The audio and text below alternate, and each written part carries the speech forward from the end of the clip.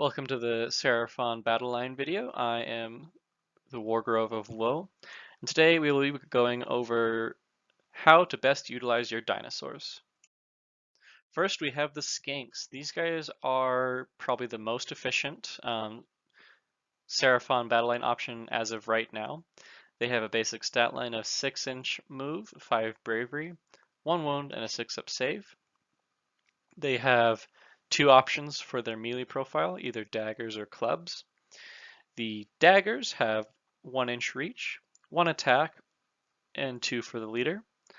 5s and 5s to hit and wound, no rend, and 1 damage. The clubs have a 1-inch reach, 1 attack, 2 for the leader, hitting and wounding on 4s and 4s, no rend, 1 damage. The missile profiles, they have access to either javelins or bolt splitters. The javelins have an 8-inch reach, 1 attack, hitting on 5s and 4s, no rend, 1 damage. The bolt splitter has double the range at 16, 1 attack, hitting on 5s, wounding on 5s, no rend, 1 damage. Their unique abilities is if they are taken in large units, more than 15 models, they get +1 attack to everything. If you equip them with a star buckler, they get a +1 to their save. Now you can only equip the star buckler if you have taken the dagger melee option. And for what you want to be using these skinks for, I definitely recommend taking the daggers, and I'll explain in a second. So skinks are surprisingly efficient. If you were to just look at their stats at face value, they seem kind of garbage, but they are incredibly cheap. And for what they do it very well. Their job is to harass and annoy your opponent as much as they can. They throw out a lot of attacks if you take them in the recommended squad size, but they are very squishy. Don't let them get caught in melee or out of position where your opponent can hurt them, because they will die very quickly. The top players that I see right now run a lot of skinks, upwards of 50 per 2,000 point list. If you are wanting to maximize the efficientness of skinks, run them in a double reinforced squad of 30 units. And if you buff them up properly, they are just going to clean house. If you're wanting to have a skink-centric list, run them in Fanes of Sotek, which gives a teleport that the skinks can do every turn, as long as they're outside of 9 inches of an enemy model. This gives the skinks a whole bunch of mobility and lets you really focus on harassing and outmaneuvering your opponent. Also in the Fangs of Sotek, the command ability that they have access to lets the skinks fire a second time. If an enemy charges the skinks within 3 inches, or they make it within 3 inches, you can fire the skink missile weapons a second time. And after you fire your missile weapons on a 4+, the skinks can retreat. So they're really slippery and hard to pin down. But the crucial factor here is the buffs that you should layer on to the skinks. So first off is the Serpent Staff, which comes from the Skink Star Priest. This gives the skinks a mortal wound on 6s to hit in addition to everything else. So math-wise, if you're running a 30 strong blob of skinks, you're throwing 60 dice, and for every 6 is a mortal wound in addition to everything else that you roll for, like wounding and saves and all that. So they hurt by sheer volume of dice.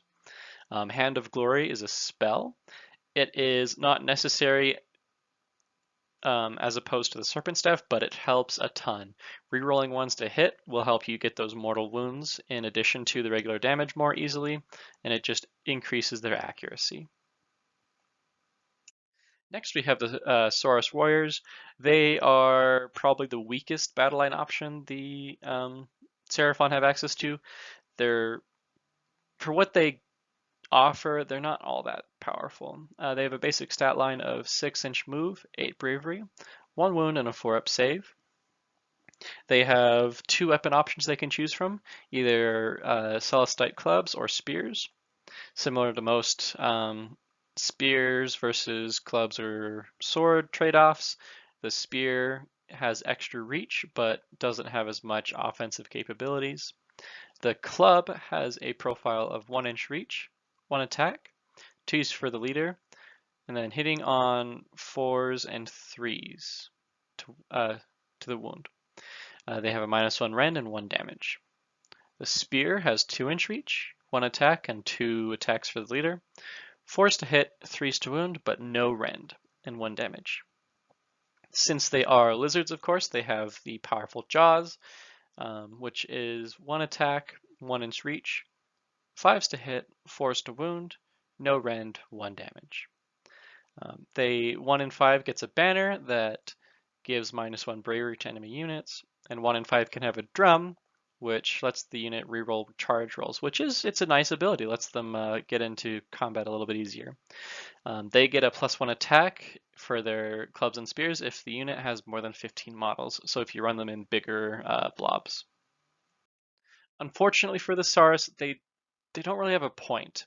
The other battle line options that Seraphon have access to do what Saurus want to do, but better. They are mostly just like a frontline unit. They hold objectives and slow down an enemy.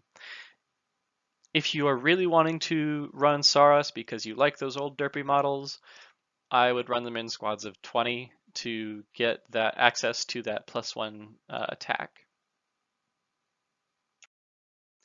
Now, the good Saurus unit, but for a sort of different reason. The Saurus Guard have the exact same stat line as the regular Saurus, and they have access to the Celestite polearm, which is 1-inch reach, 2 attacks, 3 for the leader, 3s to hit, 3s to wound, 1 rend, and 1 damage. They also have the same powerful jaws melee profile as the Saurus Warriors. They have the same banner and drum ability that the Saurus Warriors have, but what they provide is a bodyguard ability for Slan. So Slan are Seraphon's most powerful units, and they are probably one of the more powerful units in the entire game for what they do. They are an incredible force multiplying tool. So whenever a wound is thrown at the Slan, on a 2-up, the guards take it instead. So they are there to protect your Slan and your really high value targets. And this is incredibly valuable. I cannot understate how important it is to have at least one Saurus Guard unit near a Slan. Their battlefield role is simple. They bubble wrap a Slan. They are there to stand around a Slan and take wounds for them. And they should be taken in squad sizes of 5. After that, it kind of begins to lose efficientness. Always have them near a Slan to make use of their bodyguard ability, because if you're not, they're just more expensive Saurus Warriors.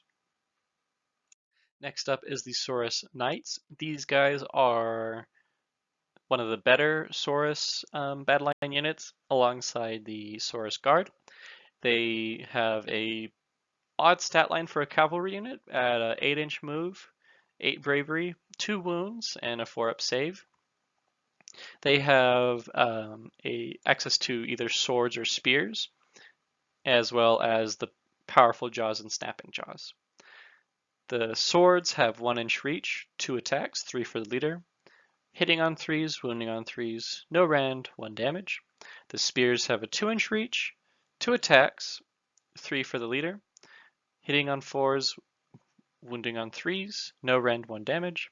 The same powerful jaws attack that all Saurus have access to, and the snapping jaws for their mounts, which is 1-inch reach, 2 attacks, 3s to hit, 4s to wound, no rend, and 1 damage. They have the banner and the drum that all Saurus have, and on the charge, they deal 1 extra damage with spear weapons. So Saurus Knights are interesting. They are the most efficient unit for Saurus outside of the Temple Guard or the Saurus Guard. For cavalry units, they're pretty slow. At only 8-inch move, they're a little bit they're on the slower side of cavalry units, so keep that in mind. Their role is to harass enemy flanks as well as contest objectives or force your opponent to keep their backline somewhat protected. If you're going to take Saurus Knights, I would take them in squads of 5 because 3rd edition doesn't really incentivize bigger units of cavalry, and take the spear option so you get access to that damage buff on the charge. Because like most cavalry units, you don't want to keep them in combat for very long. Next, we have the Conditional Battleline, which is only the Stegadon. These are your big dinosaurs. So in order to take Stegadon as Battleline, you need to be taking the Thunder Lizards subfaction. It is a subfaction based around your big monsters and your big dinosaurs. Their stat line, they have a degrading movement, so when they're at full health, they have an 8-inch movement, but when they only have 1 wound remaining, they have a 4-inch move. So as they get hurt, they kind of slow down. They have 5 bravery, 10 wounds, and a 3-up save.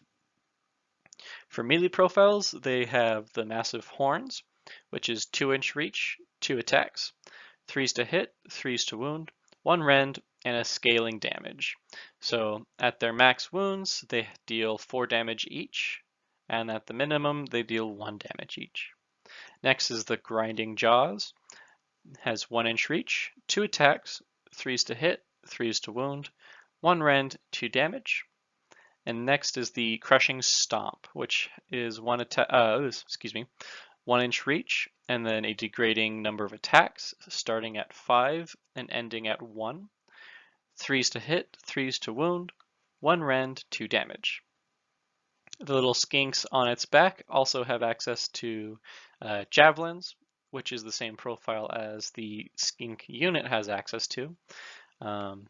Additionally, the Stegadon has access to the Sky Streak bow, which has a 24-inch reach, 3 attacks, hitting on 3s, wounding on 3s, 1 rend, 3 damage.